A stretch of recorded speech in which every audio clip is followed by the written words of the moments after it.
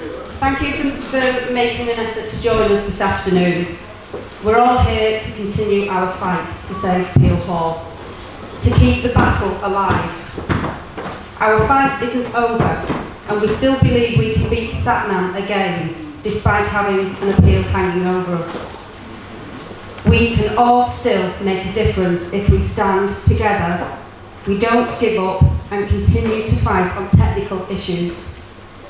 We have a lineup of campaign group speakers waiting to talk to you about key issues that we believe are pivotal in saving Peel Hall.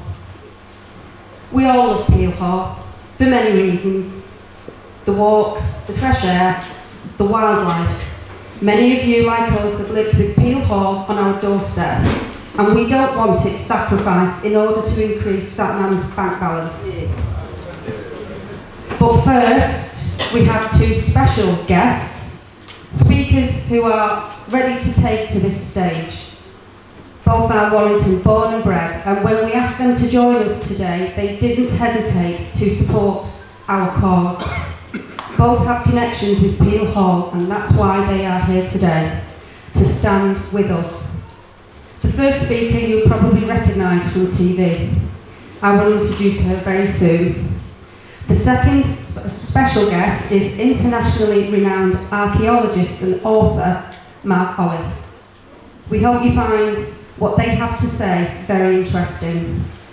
And following Mark will be our campaign speakers who will introduce themselves before each presentation. So, let's get this going. And literally, kick-starting this rally off is a familiar face. So please put your hands together now for Sky sports presenter, journalist Angela Powers.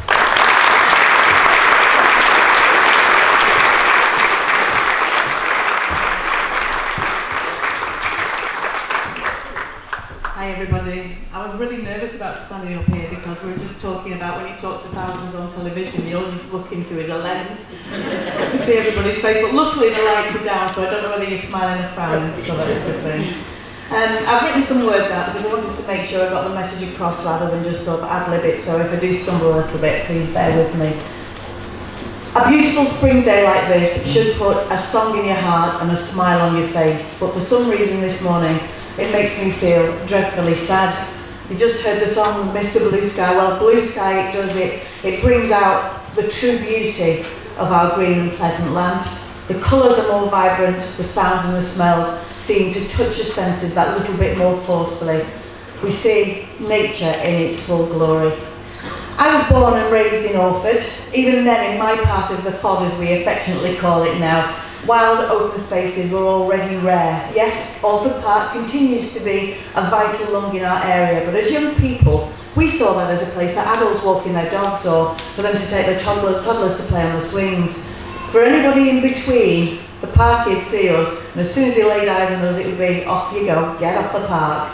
Maybe we were going to be there causing trouble. So for us, the nearest place was what we call the Rella, and I don't know whether you'll know the railway, disused railway line that's on the edges of Orford Park. We'd play on there and build our little swings and hide in the bushes until the housing behind the people there, because you're always attended by houses, the people would say, come on, bugger off and make your noise somewhere else. So we did, we'd walk along that disused railway line, past Rylands Wreck and into more or less I would call it a waste zone, if you like. Just, I don't think it's even there now, but not Preston Brook, it was Packet Brook was there. We used to catch tadpoles there and play there, but we had a bit of jealousy of the people further into Orford because they had this Peel Hall on their doorstep, if you like, and that was a real place to go and have fun, to build your dens, to play, to discover wildlife and be kids.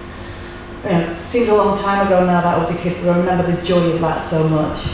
Well, now I live in Old Hall, and if anybody asks whereabouts that is, I always say it's near IKEA, and they seem to get that. We have the fabulous Sankey Valley Park on our doorstep, and that is a godsend. But because the place I moved to 12 years ago and called home is rapidly becoming a metropolis in size and a nightmare web of traffic jams. Chapelford, the area that was once field and open space, is a huge housing estate now, and there's been building work every year since, and its tentacles have reached out to the motorway boundary, which is going to happen with you if this goes ahead. So, alongside all of the houses... I've looked at the plans actually outside, and I'm absolutely flabbergasted at the plan to open up Poplars Avenue and put traffic lights there as well. It's bad enough, this town. That is just going to be a nightmare, and you don't have to live around here to know how that's going to be. It's going to affect everybody in that part of Warrington, not just the people who live on the doorstep of Peel Hall. Don't let this Peel Hall, one of the last true bits of open wilderness to us in this part of Warrington, to go the way of the dodo. Alfred needs this, and I know you're not prepared to give it out without a bloody good fight.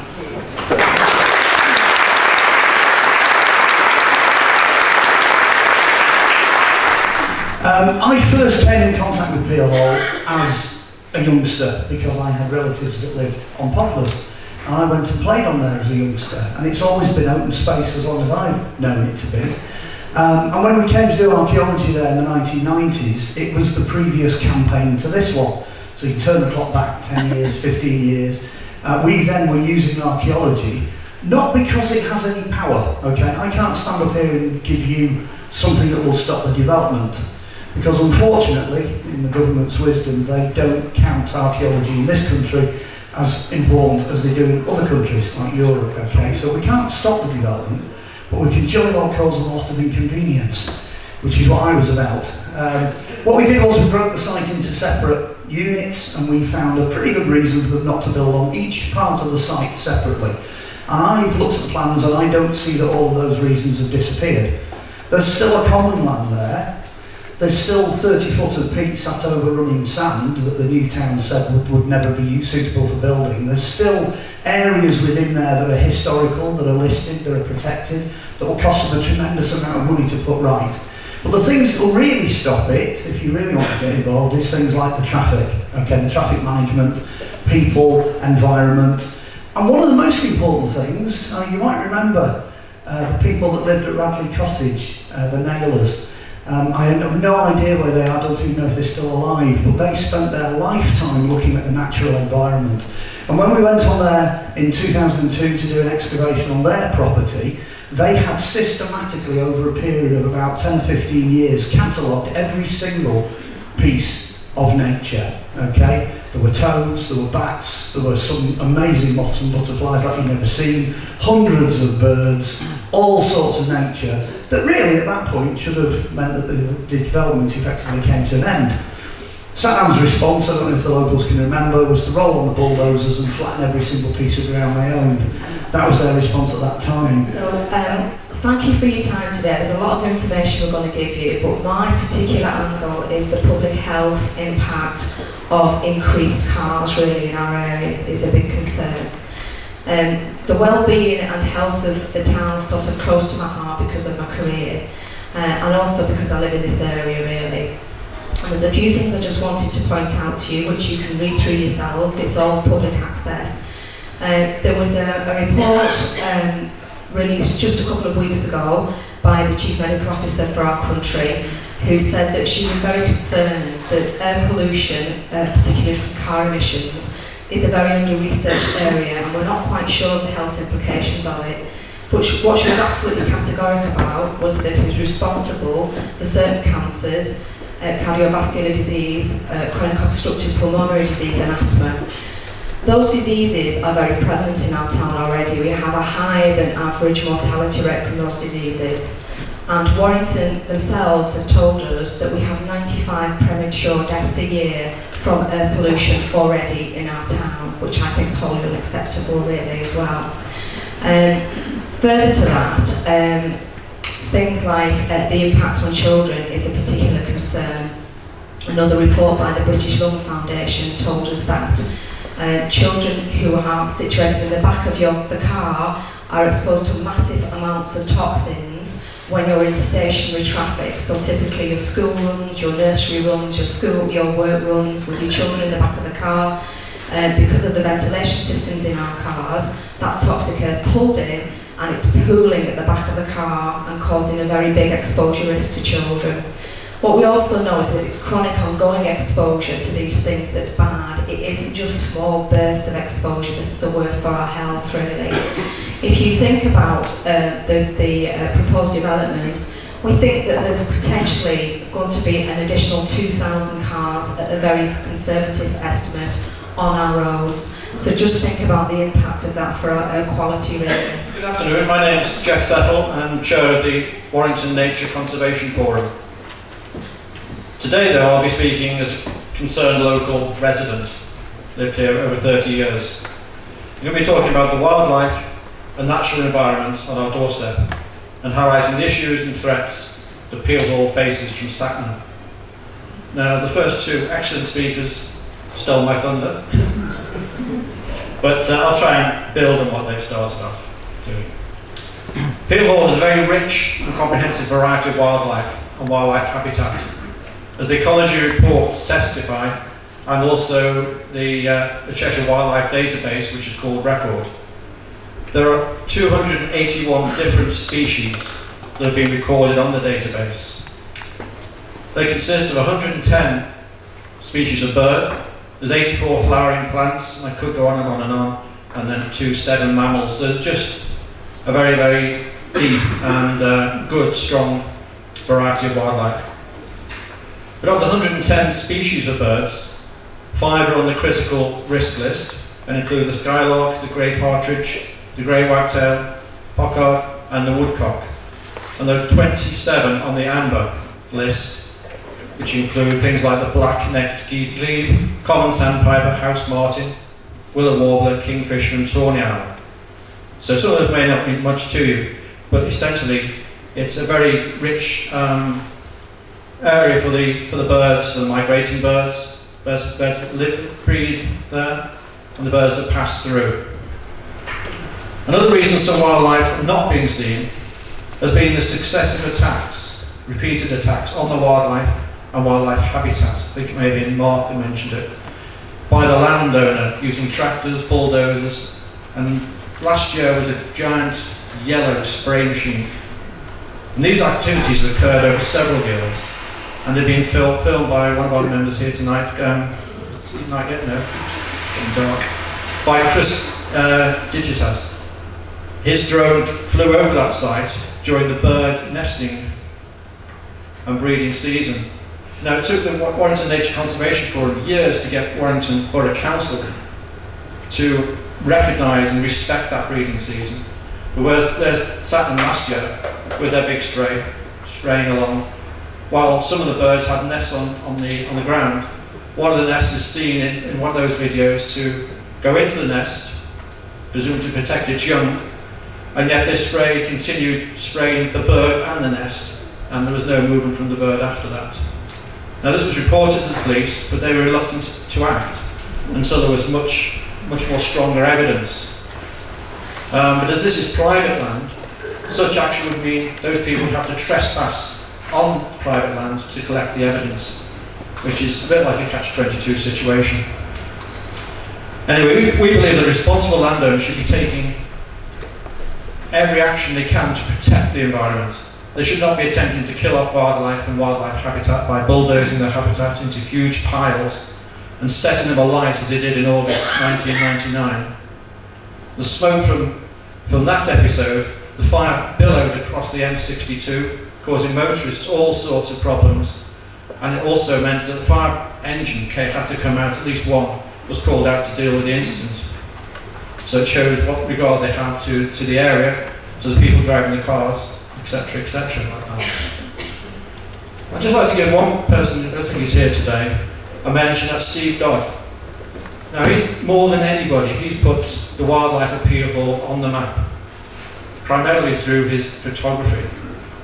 Now, I met him on my travels through the Woodland Trust, Bradley Plantation, and it's, he sees it anyway, and it is a special, tranquil place. He goes there for hours and hours, and he's like a stealth person going through the woods.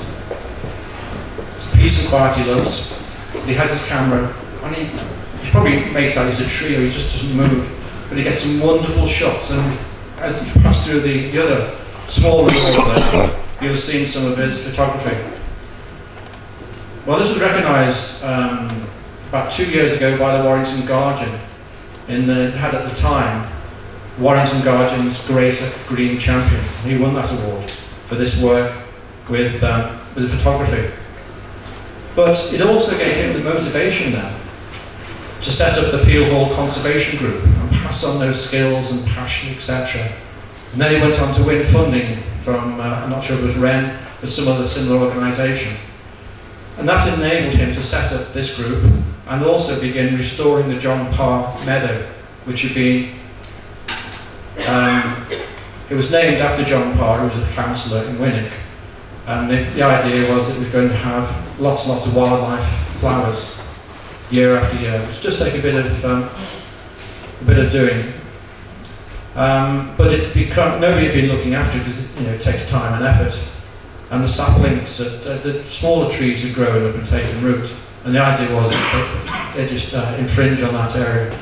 But the group got together and really, really worked hard on that. And ideally, this year or next year, we'll start to see the fruits of their labours. My name is Tina Dutton, and myself and Sandra Kavanagh live on Birch Avenue and have done for 28 years. And we're here to represent the Winwick farm end of this proposed development. Today, I'd like to give you a small snapshot of the impact the development will have. As I am an owner of Pink Ladies, I've got first-hand experience of the traffic on the roads. Sandra has spent 20 years in theatre at the Warrington General Hospital. What we don't have is knowledge of planning and legal terminology, which the information provided by SatNam was, yes, massive, but had a lot of hidden things in there which the untrained layman wouldn't see or understand.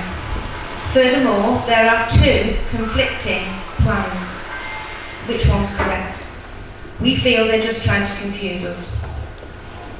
On the map here, the turning, which from the A49 onto Birch Avenue, from the M62 junction, this is only 73 metres. It's already been stated, this is not within legal limits, and yet they want to add another 25 houses down the same illegal road.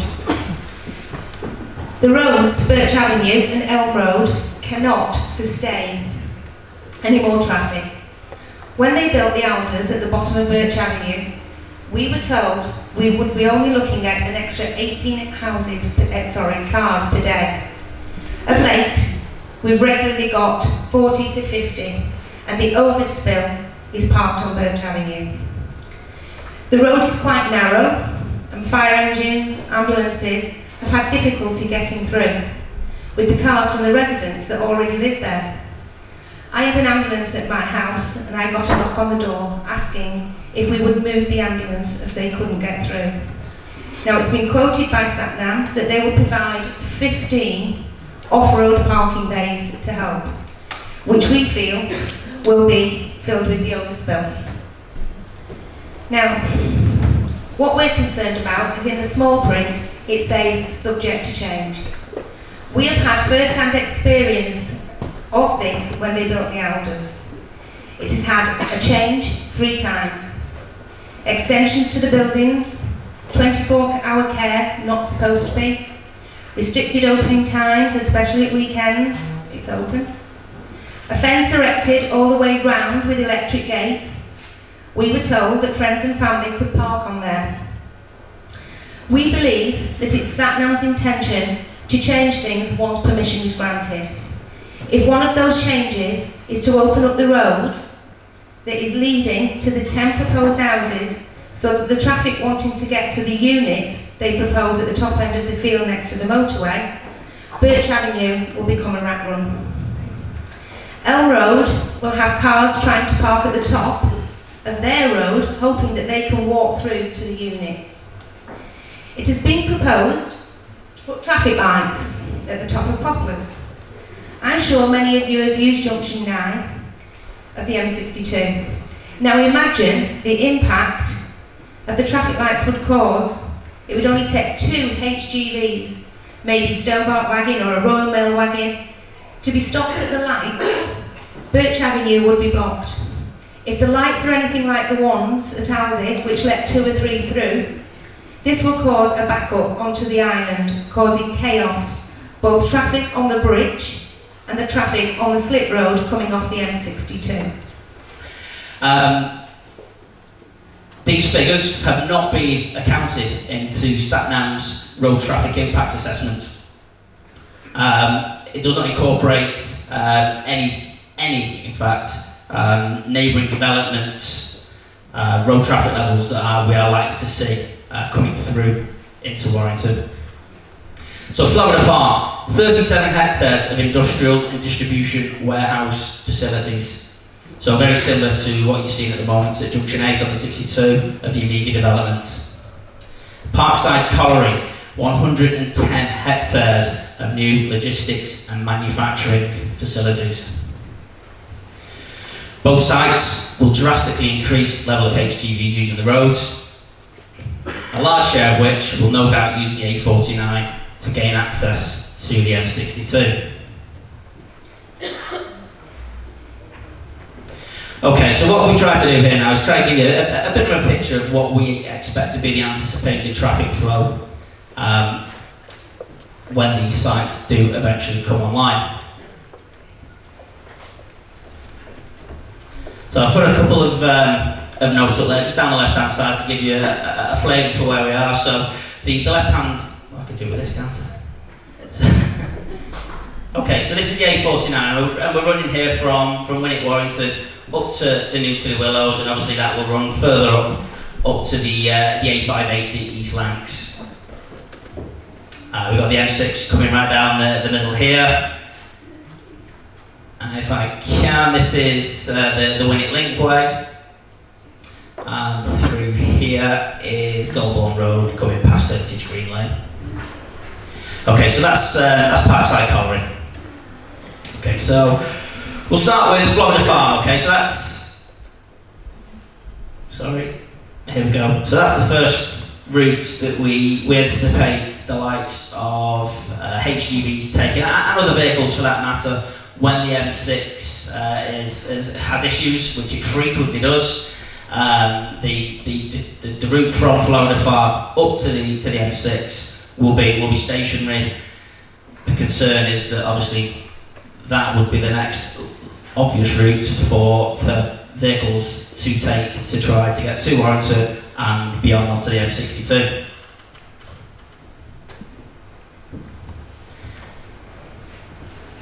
That's more traffic and straight away the most logical route for any vehicles on this side of the Parkside Colliery development again will be down the A49.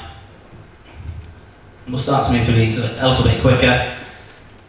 Same again. That route you could see then was opting to take the Goulburn Road past Hermitage Green Lane up to the A49 by the Swan. A road which certainly cannot and should not suffer any HGV traffic.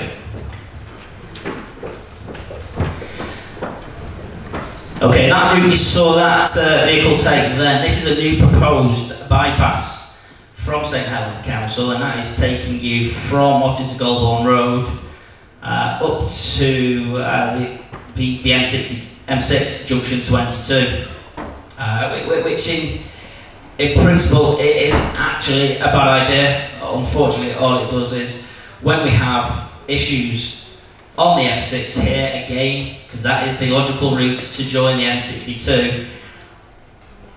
When that is closed or suffering heavy traffic, the next logical route is straight back across and back down onto the A49. So you can see where this is going. Again, traffic on the A49 just bringing that side of Warrington to a complete standstill.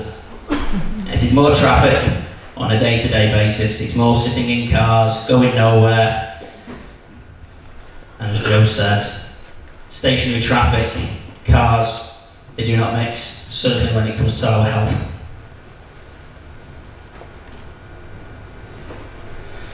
So, the upshot is we can't sit back and allow Satnam to bully their way to achieving outline plan permission. We need to show the public inspector that we stand united in opposition against this gratuitous disregard of our neighbourhood, our health and well-being. We have one opportunity, and that is the public inquiry on the 23rd of April, 1 PM at Orford Jubilee Hub. Let's not miss this opportunity. Thank you.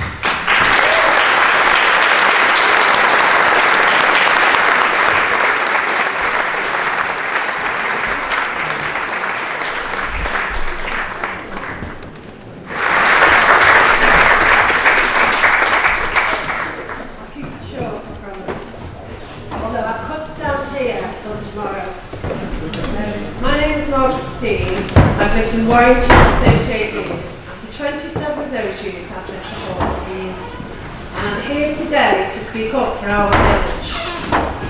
The planning application and appeal papers contain thousands of pages of information. It's mind-boggling trying to understand them. But one thing is for sure, the information supplied by Satnam is only their point of view. And there are many errors and omissions in this application. What we need to do is to make the planning inspector make sure he gets the whole picture. We need to make sure he understands that we're not NIMBYs. We're local people.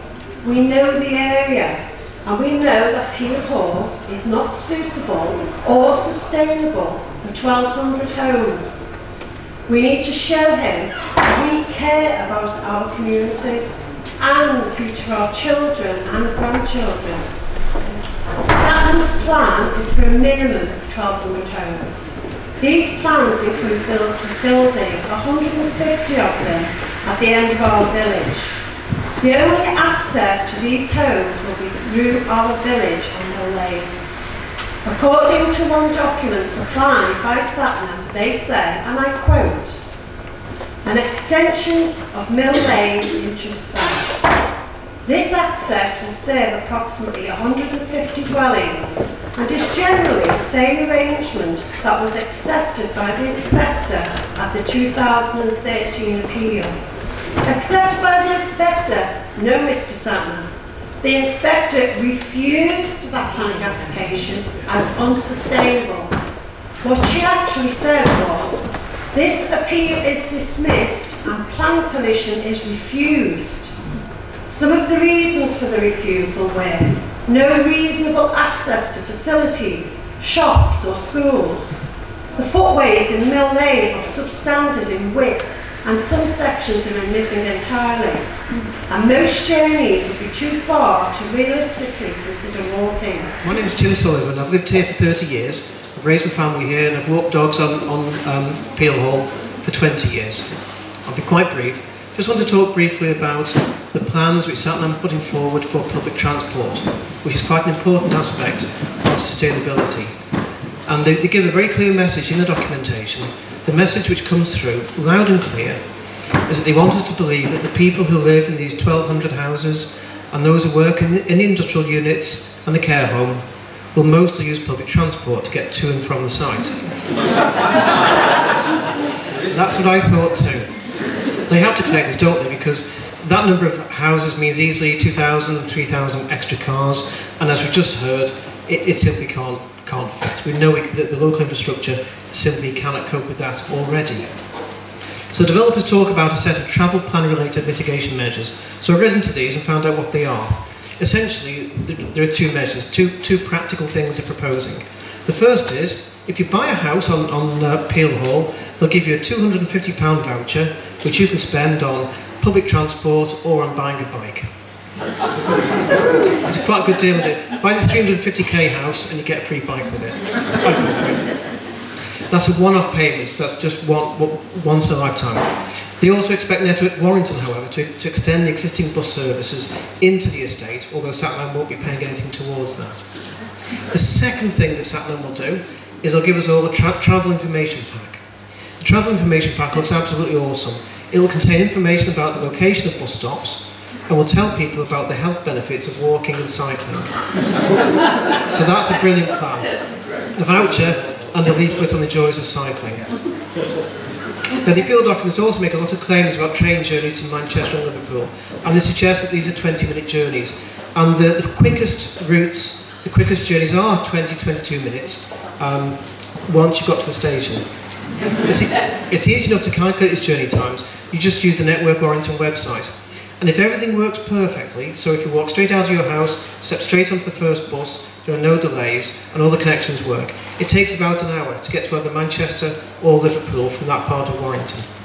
That's the best case. In reality, of course, you get to the bus stop a bit earlier, and then once you got to Manchester or Liverpool, it's going to take you some time to get to work, isn't it? So realistically, what's described as a 20-minute journey in Satnam's documents is really about 90 minutes each way. Right, next up is one of our youngest supporters. She actually loves Peel Hall and its wildlife. This is her poem, so will you please welcome on stage, she's already here, 7-year-old Megan Farmer.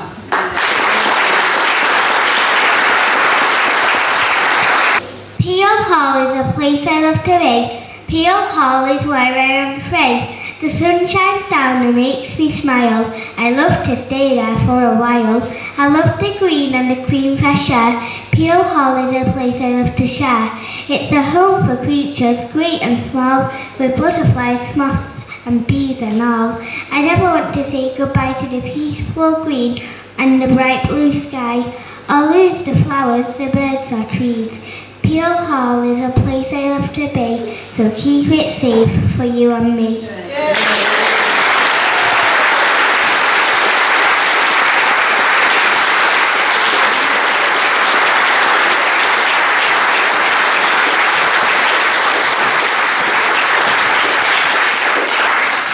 Next, we now have a true campaigner who has stood with us over the years and never stopped fighting to save the last natural green space we have left in North Warrington. In fact, her first speech that she ever made in Parliament was about Peel Hall. So please welcome our MP, Helen Jones.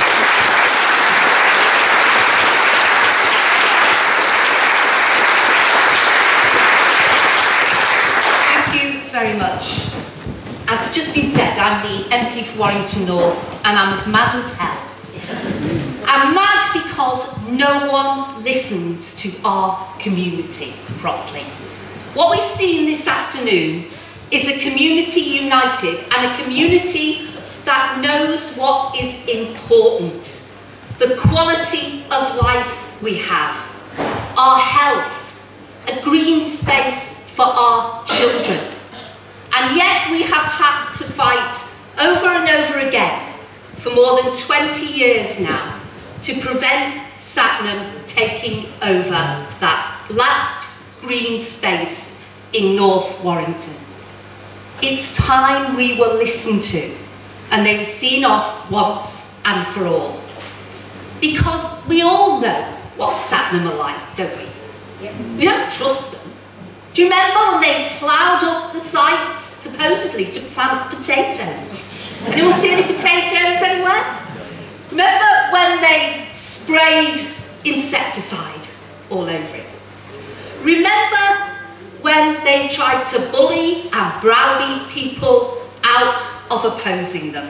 That is Satnam. But when we're taking them on, it's important that we're clear about what we're for and what we're against. As someone's just said, we're not against building houses. But Warrington has enough housing land allocated without this site. We need to be building houses on brownfield sites. We need to be building the houses that people need here. And I know from my surgery that what we need most is social housing for rent and housing for our sons and daughters to get a foot on the ladder. We don't need more big houses for commuters.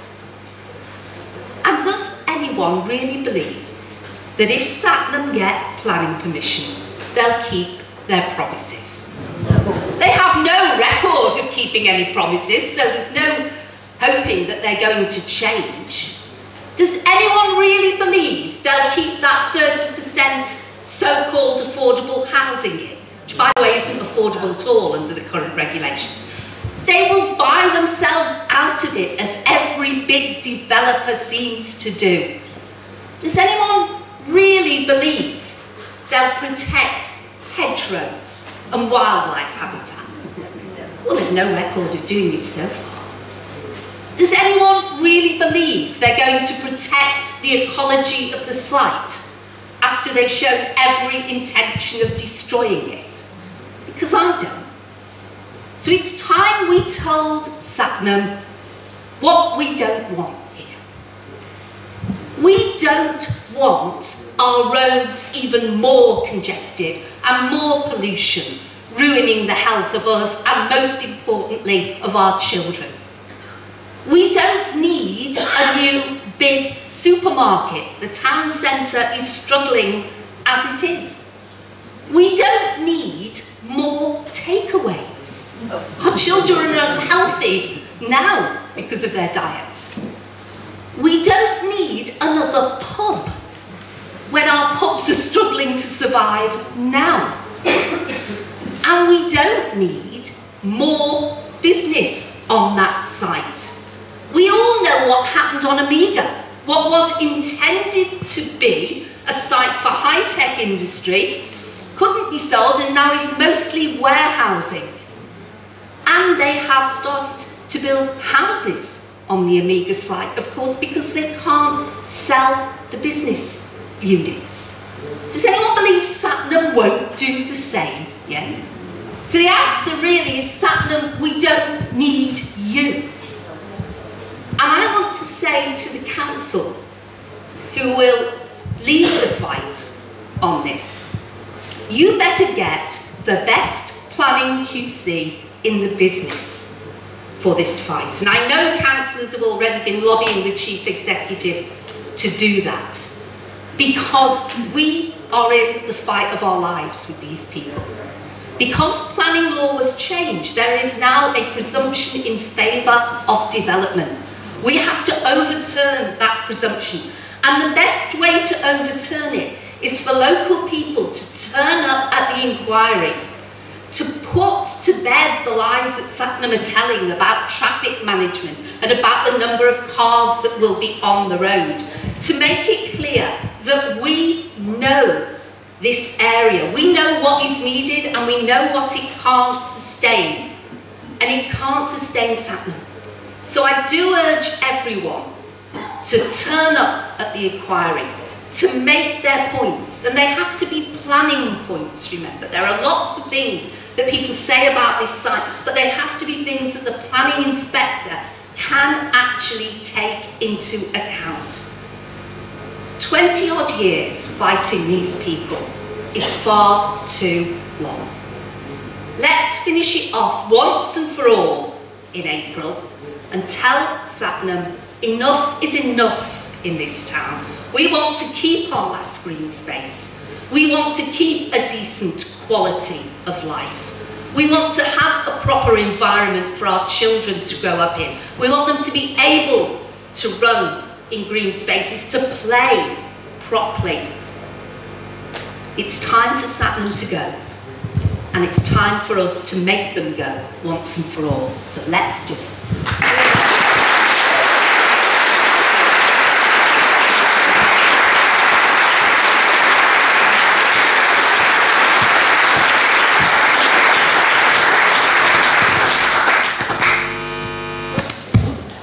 Right, can you hear me? Right, thank you, Helen. And thanks to all the members of your North Warrington Labour Party team who are here today. Now, this is it. Your campaign team has done all it can. We now need your help to keep this campaign alive. Together, we can still make a difference at the appeal. Now make a note when this government hearing will start, and that's Monday, April the 23rd, 1 p.m. at the Orford Jubilee Hub. It's listed for 14 days.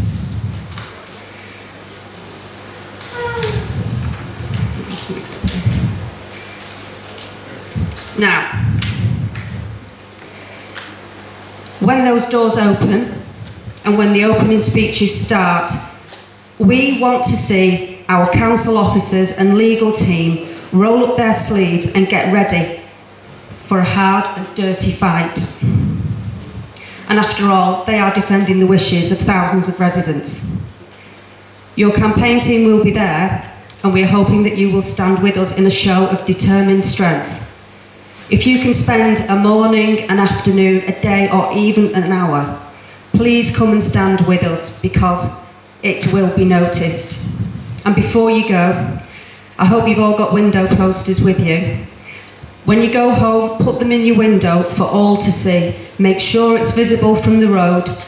This will be noticed by the appeal inspector and Satnam and the council when they make a tour of the site in coming weeks. And we ask you to leave those posters on show until after the appeal, because again, they will be noticed. So thank you today. Together we can do this, and together we will win. I hope you now stay in your seats for a moment just to watch our closing video presentation, and that you go home with some thought-provoking images about Peel Hall and what it means to you.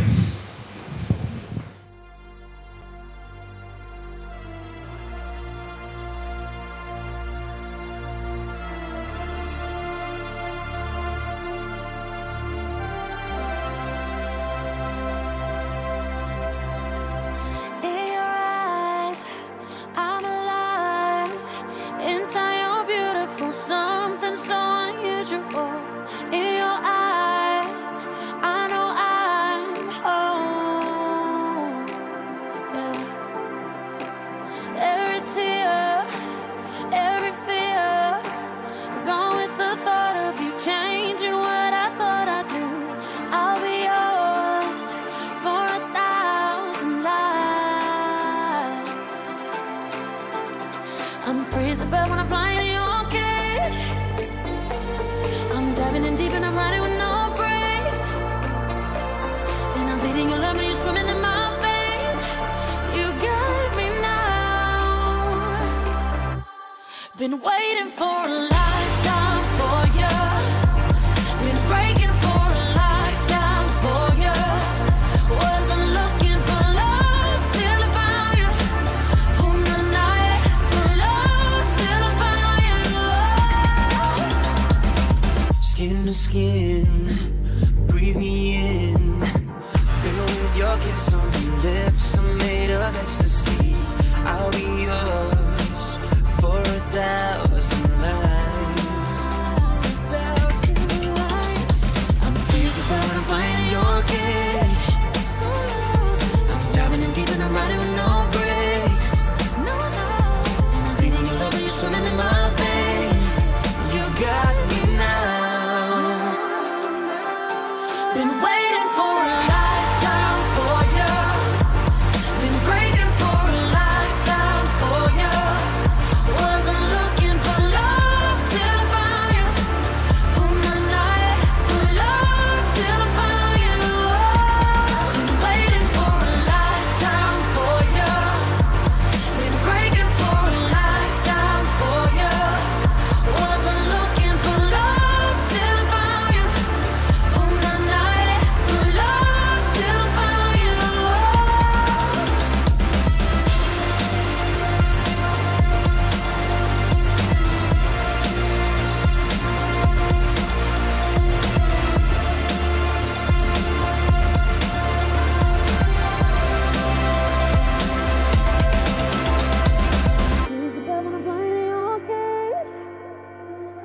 I'm diving in deep and I'm riding with no brakes.